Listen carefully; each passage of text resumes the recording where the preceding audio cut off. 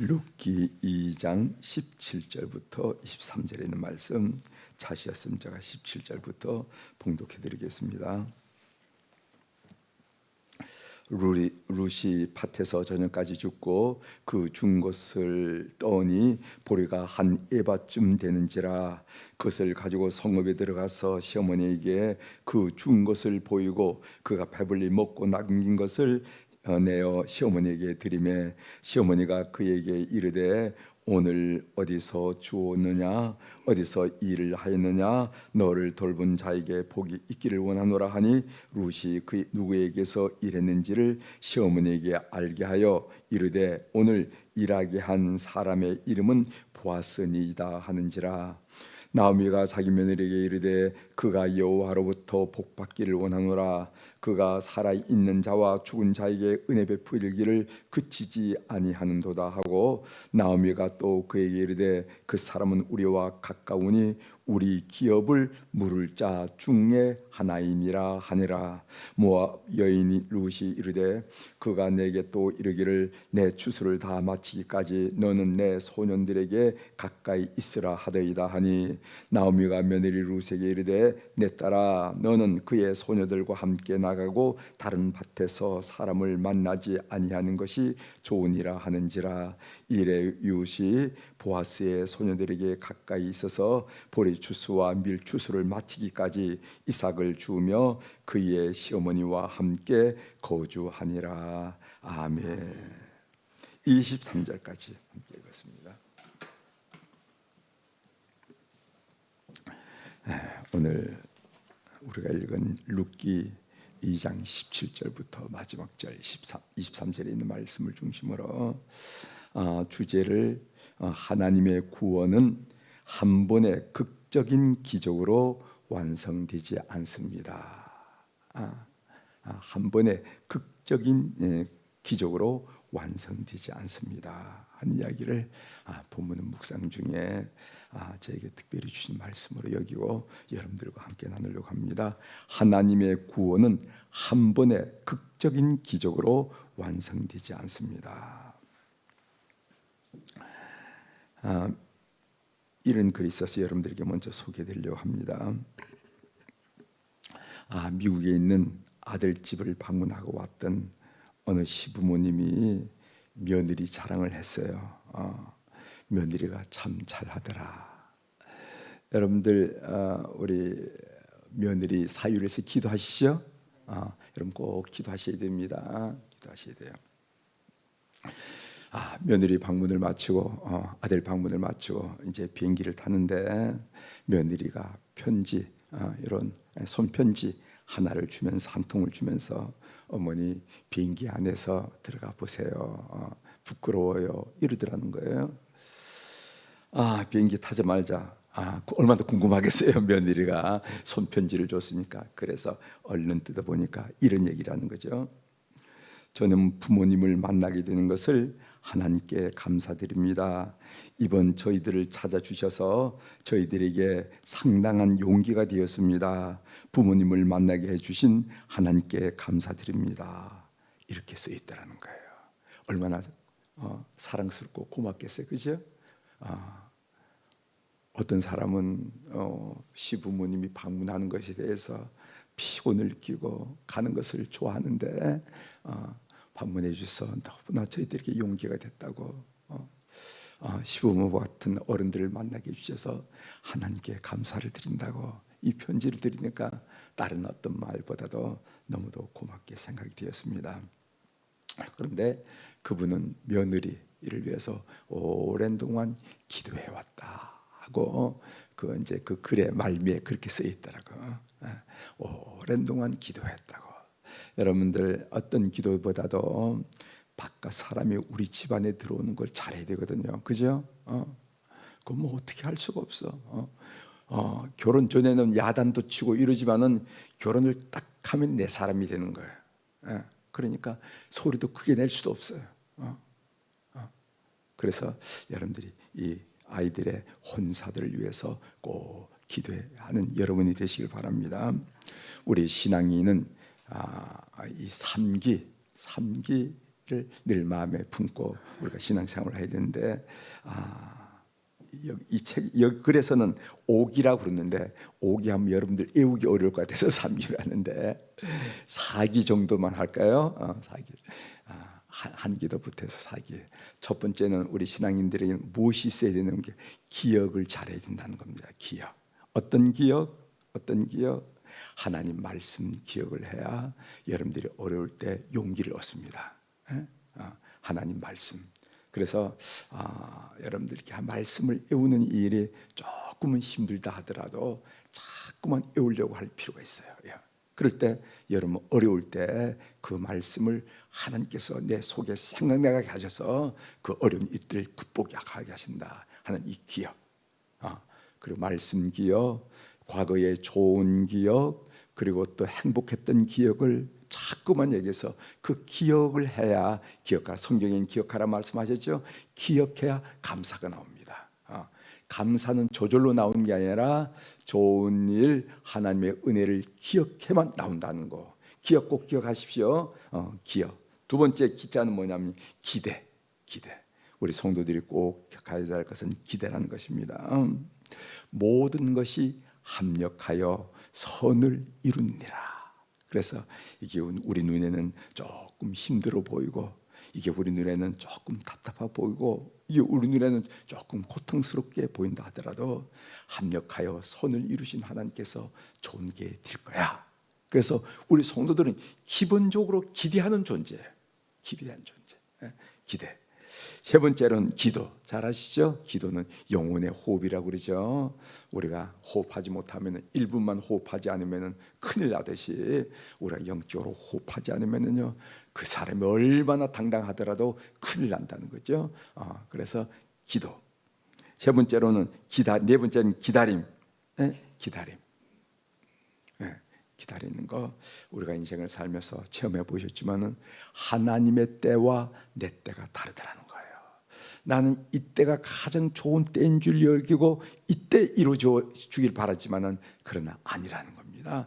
하나님 때가 내 인생의 가장 좋은 때라 하는 것을 확신하시고 기다리는 여러분 되시길 바랍니다. 그래서 우리 그리스도인들은, 우리 성도들은 네 가지 길을 품고 살아야 되는데 그렇게 살았는데 첫 번째로는 기억. 좋은 기억을 통해서 늘 감사하죠. 하나님이 이루셨죠. 하나님이 도와서 이제까지 왔죠. 기억. 두 번째로는 기대. 모든 일이 합력하여 선을 이룬다. 어제 프랑스 사제 얘기 말씀드렸죠. 모든 일. 세 번째로는 기도. 우리 가진 영적 무기. 기도. 네 번째로는 기다림. 기다림. 내 때와 하나님 때가 다르다 하는 것을 꼭 기억하시고 꼭 승리하는 여러분이 되시길 바랍니다. 자, 오늘 이제 본문을 보게 되는데 룻기 1장의 모티브로 말했죠. 이야기의 모티브는 뭐냐 하면은 쉬브 돌아오라는 겁니다. 돌아오라. 그래서 1장을 보면은 쉬브가 마치 1장에 들려오는 것처럼 돌아가라. 나오면은 돌아가겠다 그러고 어떤 아이는 돌아갈 수 없다 그러고 그 돌아가라 쉬브란 말이 많이 나와요. 그래서 1장의 모티브는 쉬브 돌아가라 하는 말인데 2장의 모티브는 뭐냐면 밭이에요. 밭에서 보아스를 만납니다. 밭에서 이삭을 주습니다. 그 밭을 배경으로 이야기합니다. 그래서 밭이란 게 뭔가 삶의 지금 이 자리 삶의 자리를 말하는 거예요. 그 밭에 하나님의 은총을 경험할 수가 있고 그 밭에서 하나님의 은혜를 경험하게 하실 수 있고 그 밭에서 하나님의 축복을 경험할 수 있다는 거예요. 파티 모티브가 있기 때문에 파티라는 책이 많이 있어요. 그 한번 동그라미 치면서 보면은 아마 여러 번 밭을 여러분이 경험할 줄 믿습니다. 오늘 본문은 무엇인가? 본문은 오늘 밭에서 있었던 일에 대해서 룻이 시어머니 나오미에게 보고 드린다는 말씀드린 내용이 그런 본문이 내용이 되겠습니다. 이제 한 절 한 절 보도록 하겠습니다. 여러분 17절 먼저 보세요. 17절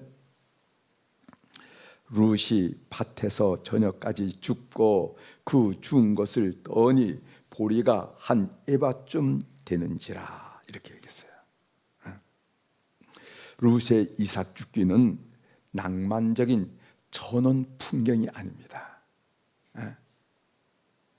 멋있을 것 같고 뉘엿 해가 질 때 그 들판에서, 그 넓은 들판에서 조용히 기도하고 뭐 이러면 여러분 낭만적인 전원 풍경을 그리게 되는데, 룻의 이삭 죽기는 그런 게 아니라는 것입니다.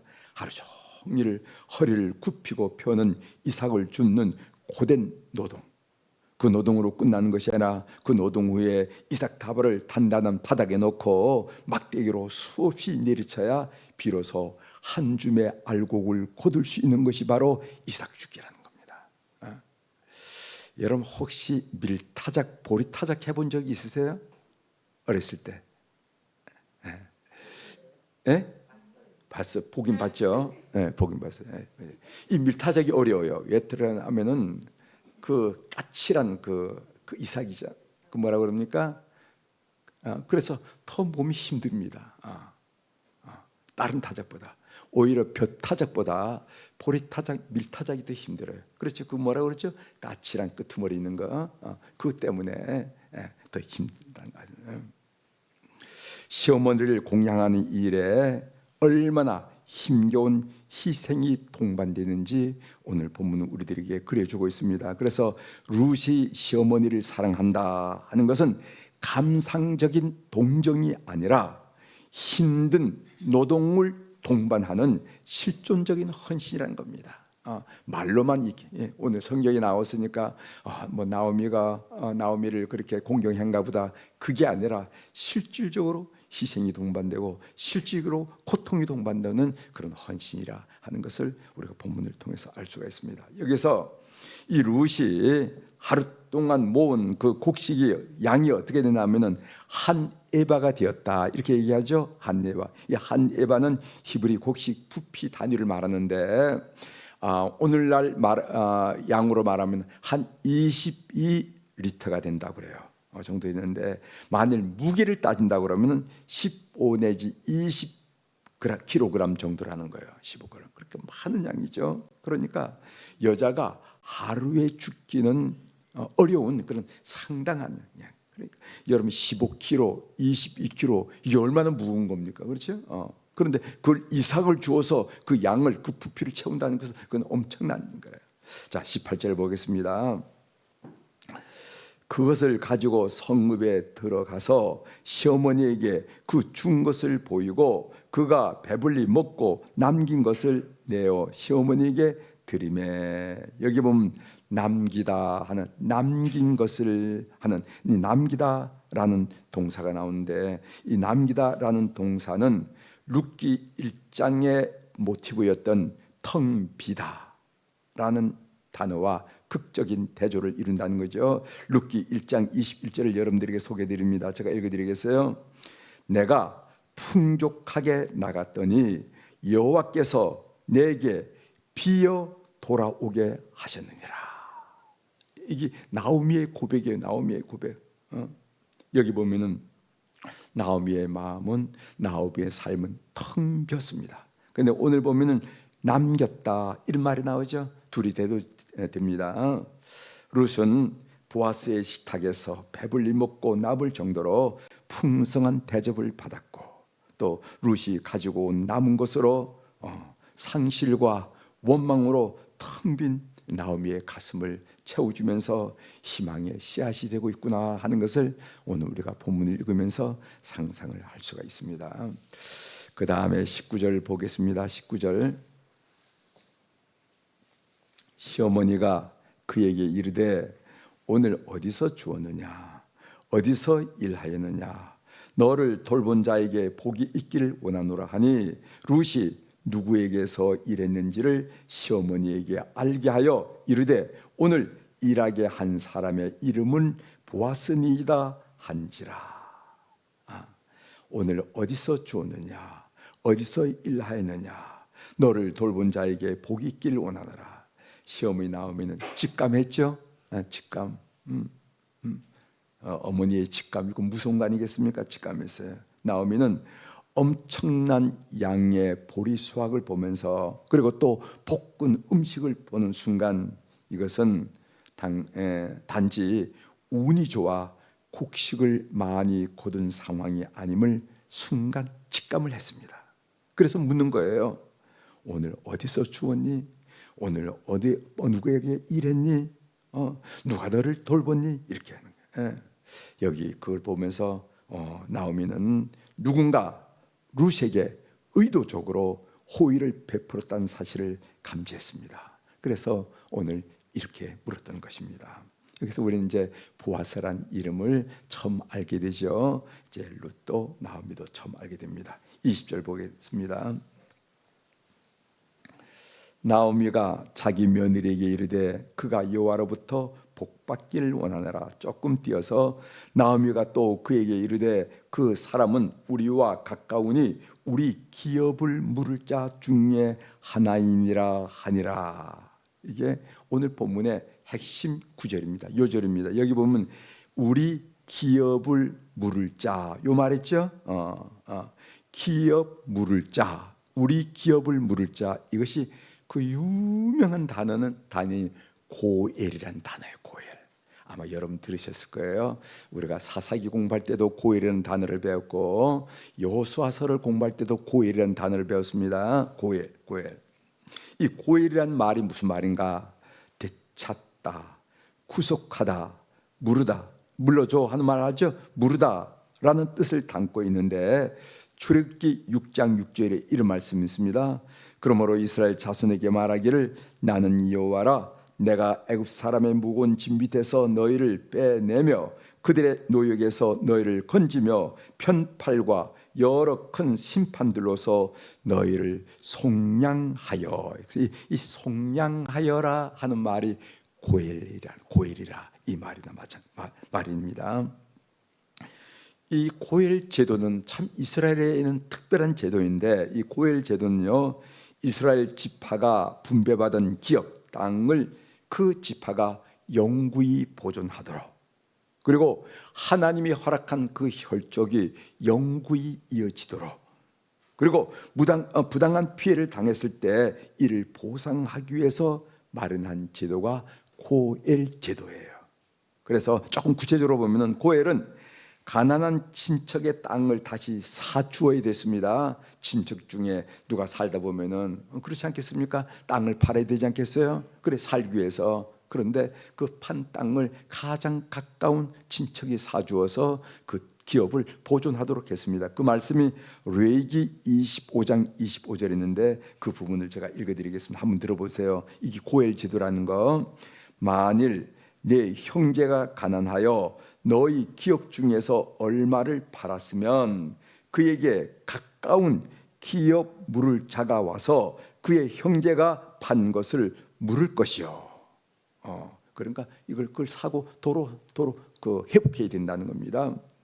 또 이런 말씀, 이 고엘 제도에는 부당한 피해를 입은 친족을 위해서 복수할 수 있는 것도 고엘 제도에서 나왔습니다. 그 말씀이 민수기 35장 12절에 있는데, 여러분 우리가 이제 여호수아서를 배우면서 그 도피성 제도를 배웠죠. 그 도피성입니다. 그 부분입니다. 민수기 35장 12절을 읽어드리겠습니다. 이는 너희가 복수한 자에게서 도피한 성을 삼아 살인자가 회중 앞에 서서 판결을 받기까지 죽지 않게 하기 위함이라. 그러니까 그 친척 중에 우리 친척이 누가 죽었다, 그럼 가까운 친척이 그 살인자를 보복할 수 있는 권리가 주어지는데, 이것을 바로 고엘 제도의 한 내용 중에 하나가 있다는 거죠. 그 다음에 또 자녀가 없이 죽은 친족의 경우 그 미망인과 결혼해서 혈통을 보존해야 했다는 거죠. 이것도 고엘 제도입니다.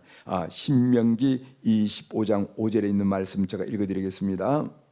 형제들이 함께 사는데 그중 하나가 죽고 아들이 없거든 그 죽은 자의 아내는 나가서 타인에게 시집가지 말 것이요, 그의 남편의 형제가 그에게로 들어가서 그를 맞이하여 아내로 삼아 그의 남편의 형제된 의무를 그에게 다 행할 것이라 이렇게 얘기했어요. 그러니까 형제 중에 누가 죽고 후사가 없이 죽으면은 가서 대신 결혼해서 후사를 혈통을 잇게 해두라. 이것도 고엘 제도입니다. 그리고 심지어 친척의 죄값까지 대신 갚아야 할 경우, 그러자면 고엘은요 혈연 관계가 있어야 되고 또 기업 물을 능력이 있어야 된다 하는 것을 알겠습니다. 그래서 고엘 제도를 배우면서 우리가 반드시 이야기하는 것은 무엇인가? 예수 그리스도는 죄진 우리를 위해서 고엘이 되셨다 이렇게 고백하는 거예요. 예수님이 우리를 대신해서 죄값을 갚아주고 우리를 대신해서 하늘 기업 준비해 주시고 우리의 영혼을 대신 사주시고 회복시켜 주시고, 이 다 고엘이 의미하는 거 아니겠어요? 그래서 예수 그리스도는 우리의 고엘 되셨다 하는 얘기 하십시오. 삶의 적용으로 한마디 말씀드리고 마치도록 하겠습니다. 저희 마음에 와닿는 말씀이 23절의 말씀인데 23절 한번 제가 읽어드리고 조금 설명을 좀 드리도록 하겠습니다. 23절, 이에 룻이 보아스의 소녀들에게 가까이 있어서 보리추수와 밀추수를 마치기까지 이삭을 주우며 그의 시어머니와 함께 거주하니라 이렇게 얘기했어요. 여기 보리추수와 밀추수를 마치기까지라는 표현이 있는데, 이 보리추수는 보통 어느 때 시작했냐면 6월절 무렵에 시작했어요. 그 6월절부터, 밀추수는 언제부터 시작했냐면 오순절 무렵에 했습니다. 오순절, 오순절. 그 77절이라 이렇게 얘기하는 거, 그 오순절에 밀추수가 시작했다는 거죠. 그러니까 6월절부터 오순절까지는 대충 50일이 아니겠습니까? 그러니까 대략 이 3개월이 걸리는 장시간이에요. 장시간. 그 기간 동안 룻은 매일 아침 일어나서 이삭을 주는 일상을 성실하게 감당했다 하는 것을 우리가 알게 됩니다. 우리가 보통 이 정도 읽으면은, 이때쯤이면 이제 룻은 노동을 그만두고 보아스의 은혜 돌봄을 기다릴 만도 하잖아요. 그죠? 이제는 이제 룻이 이제 정말 인생이 폈구나. 이제는 인생이 달라졌구나. 보아스가 공급하는 기업 물을 자 중에 한 사람이 보아스가 공급하는 식량을 공급받으면서 좀 이렇게 숨을 좀 돌릴만 하는데, 오늘 성경에 보면 뭐라고 했냐면은 보리추수와 밀추수를 마치기까지, 그러니까 6월절서부터 오순절까지 그 기간 동안에 하루도 빼지 않고 아침에 일어나가지고 이삭을 줍고 또 두드려서 알곡을 만들고 그 생활을 계속했다 한 얘기라는 거죠. 룻은 들뜨지 않고 자기에게 주어진 하루하루의 고단한 삶을, 그 삶의 차례를 우직하게 지켜나갔음을 오늘 마지막 구절은 우리들에게 소개해 주고 있습니다. 그 성실함이 다윗 왕조의 조상이 되게 했으며 메시아 계보를 잇는 토대가 되게 했음을 우리는 알게 됩니다. 이 룻이 누굽니까? 바로 다윗의 왕조의 그 손조예요. 그리고 다윗의 후손 가운데 예수 그리스도가 육신적인 혈통으로 나오지 않았어요. 그래서 우리는 메시아의 계보를 운운하고 다윗 왕조를 운운한단 말이죠. 그런 이방 여인이지만 룻이 그런 위치를 차지하게 되는 것입니다. 이 본문은 우리에게 어떤 교훈을 주는가 하면은, 평범하고 일상적이고 사소한 삶의 소중함을 일깨워주는 거예요. 우리가 평범하고 일상적이고 사소한 삶을 진실하게 그리고 성실하게 살아나는 것이 가정과 사회를 구원해야 할 토대가 된다, 사회를 구원하는 토대가 된다 하는 것을 이 말씀을 통해서 다시 한번 교훈으로 봤습니다. 그래서 제가 주제를 뭐라고 말했냐면, 하나님의 구원은 한 번의 극적인 기적으로 완성되는 것은 아니라는 거예요. 그러니까 사소하고 평범하고 일상적인 이 삶을 진실하게 성실하게 감당할 때 내 자신의 삶도, 가정의 삶도, 우리 사회도 구원할 수 있다 하는 그런 이야기죠. 제가 강화에서 여러분들 중에 가보신 분도 계시겠지만 창우리에서 개척교회를 섬기던 그 시절이 어제 말씀을 준비하면서 생각이 났습니다. 시골 개척교회니까 말이에요, 부흥이 안 되잖아요. 참 부흥이 안 되더라고요. 부흥이 안 됐습니다. 제가 앞에서 주일날 앞에서 기도하면은 강대상이 하나밖에 안 돼서 방송으로 기도하면은 그에 대해서 문을 삐걱 미다시가 삐걱 여다시 문이었는데 삐걱 한 사람, 삐걱 두 사람, 삐걱 한 사람 이렇게 해서 앞에서 기도하진 않고 손으로 숫자를 해야 했어. 그래서 13명 오늘 또 13명 하고 딱 일어나서 이렇게 하면 그 뭐 13명이 둘 하면 6번만 씌우면 13명이 아니겠어요? 금방 해야 해. 어쩌면 그렇게 정확히 맞춘지 몰라. 그러니까 저희 마음속에 뭐냐면 하나님 교회 부흥 좀 주십시오. 목회자들이 예나 지금이나 교회 부흥이 그렇게 원하는 사모함이 아니겠어요? 교회 부흥 좀 주세요. 그래서 하루는 이런 기도를 드려서 하나님 저에게 신유의 은사를 좀 주실 때가 된 것 같다고 신유의 은사를 달라고. 그래서 창우리 교회 나가기만 병이 나는다라고 소문 나게 되면은 이 교회가 이 동네에 얼마나 아픈 사람이 왔는데 그 교회가 금방 붕될 거 아닙니까? 저에게 신유의 은사를 달라고 아무리 기도해도 신유의 은사를 안 주시더라고요. 그러면서 저에게 온 그 생각이 어떤 생각이 나면은 성실하게 교회를 섬길 것을, 진실하게 교회를 섬길 것을 요구하는 하나님의 감동을 늘 느꼈습니다. 그렇습니다.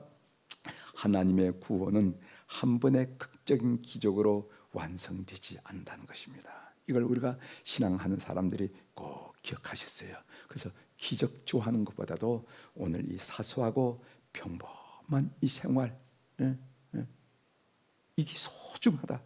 여기에 진실과 성실을 할 때 바로 하나님의 구원 역사가 내 삶뿐만 아니라 우리 가정 속에 흘러내린다 하는 것을 꼭 믿는 여러분 되시길 바랍니다. 창우리 교회 여러분 가보셔서 알겠지만 지금은 너무도 멋진 교회가 됐어요. 아름답게 지어서 교회를 생활하는 것을 제가 보면서 그런 생각을 했습니다. 기도하시겠습니다.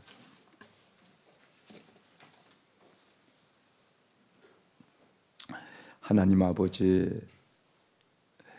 오늘 루시 보아스를 만나서 이때쯤이면은 이제 보아스의 은혜로, 보아스의 제공으로, 보아스의 공급으로 좀 편안할 때쯤 됐지 않았는가라고 생각했지만은 그러나 그는 여전히 20일부터 50일 가까이 여전히 성실하게 사소하고 일상적이고 그리고 또 일반 평범한 그 일에 성실함과 진실함으로 매진했음을 우리가 다시 한번 보게 하시오니 감사를 드립니다.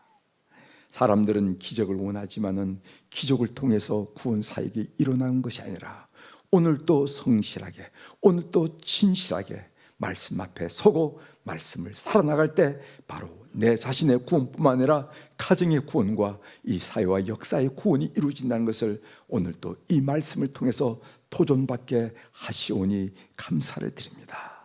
쉽게 드러나진 않지만은, 쉽게 보이진 않지만은 하나님의 살아계심을 확신하면서 이 사역을 감당하는 우리 교우들이 다 될 수 있도록 은혜를 베풀어 주옵소서. 오늘도 우리 사랑 교우들이 주님 앞에 1000번째 헌금을 비롯해서 귀한 헌금을 주 앞에 올려드리게 하시오니 감사를 드립니다. 하나님, 이 헌금 봉투를 이렇게 바라볼 때 자연히 손이 모아지고 또 옷깃이 여미지는 이것은 이 헌금이 참으로 보통 돈이 아니라, 물질이 아니라 사연이 있는 물질이기 때문에 하나님 자연스럽게 옷깃을 여미게 되고 손을 모으게 되고 그 기도가 간절하게 되는 것을 느끼게 됩니다. 하나님, 잠 못 이루는 밤, 또 땀이 묻어있고 그리고 우리의 간절함이 묻어있고 우리의 기도 제목이 섞여있고 우리의 또 눈물도 섞여있는 이 물질을 주님 앞에 올려드리니 주님 놓치지 마시고 간구하지 마시고 주님 이름들 사연들 통촉하여 주셔서 우리 하나님이 얼마나 멋진 하나님이신지 구체적인 하나님이신지 늘 체험하는 물질 될 수 있도록 은혜를 허락하여 주옵소서. 우리의 사소한 헌신과 봉사까지 놓치지 않는 하나님 아버지, 하나님 그 걸음걸음들 손길들 놓치지 마시고 역사해 주셔서 그 하나님의 위대하심과 놀라심을 우리의 삶을 통하여 온통 드러낼 수 있도록 은총을 베풀어 주옵소서.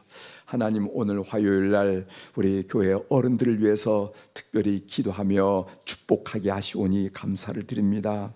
하나님, 가정에 어린이들 소리가 나고 어린이들 울음소리가 있을 때 희망을 느낄 수 있고, 또 어른들의 기도 소리가 있을 때 그 가정의 모든 가족들이, 집안이 든든함을 느껴서 그 사회생활에 두려움 없이 담대함으로 사회생활을 할 수 있는 것을 우리들이 느끼듯이, 하나님, 우리 교회 속에 어른들이 계셔서 그들의 기도로 든든함으로 우리 모든 교우들이 힘차게 신앙생활을 하며 활기있게 신앙생활을 하며 사회생활을 할 수 있도록 은혜를 베풀어 주셔서 감사합니다.